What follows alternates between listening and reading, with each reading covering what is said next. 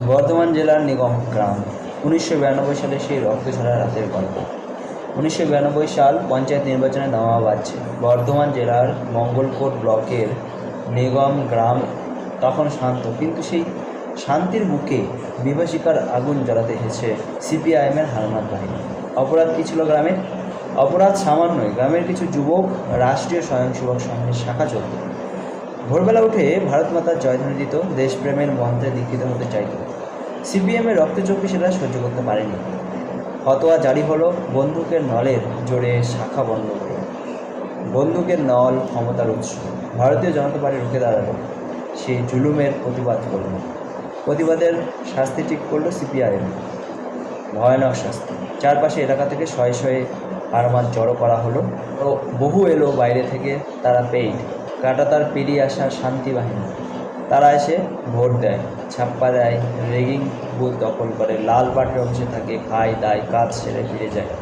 পুরোটাই নিয়ন্ত্রিত হয় বিভিন্ন লাল চক্ষু নেতাদের দ্বারা। Systematic operation. সব ঠিক করে ফেলার পর একদিন এসে গেল সেই সময়। অস্ত্র, লাঠি, তীর নিয়ে কালো রাত নেমে এলো নিগম গ্রামের উপর। মশালের আলোয় চকচক করে উঠল চোখ। হুঙ্কার উঠল, ওই ছেলেগুলোকে আমাদের হাতে তুলে দে, নয়তো গোটা গ্রাম জ্বালিয়ে দেবো। কিন্তু নিগমের মাটি বিশ্বাসঘাতকতা জানে না।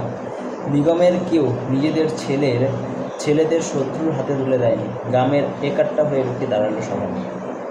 সেই অপরাধে নেমে এলো নারকীয় তাণ্ডব। রাত তখন গভীর। হঠাৎ আকাশ কালো করে নেমে এলো আগুনের বৃষ্টি। তীরের ডগায় কাপড় গেঁথে তাতে পেট্রোল ঢেলে আগুন ধরিয়ে ছোড়া হলো গ্রামের প্রতিটি ঘরের চালায়। পেট্রোল বম ছুড়ে দেওয়া হলো টিনের ছাদে। মুহূর্তে দাও দাও করে জ্বলে উঠল 300টি ঘর। লেলিহান শিখায় লাল হয়ে গেল রাতের আকাশ। শিশুর কান্না, মায়ের আর্তনাদ, গরু ছাগলের ছটপটানি, আর পোড়া ঘরের কটুগন্ধে বাতাস ভারী উঠল। জীবন্ত পুড়ে মারা আতঙ্কে দিক দিক ছুটল মানুষ।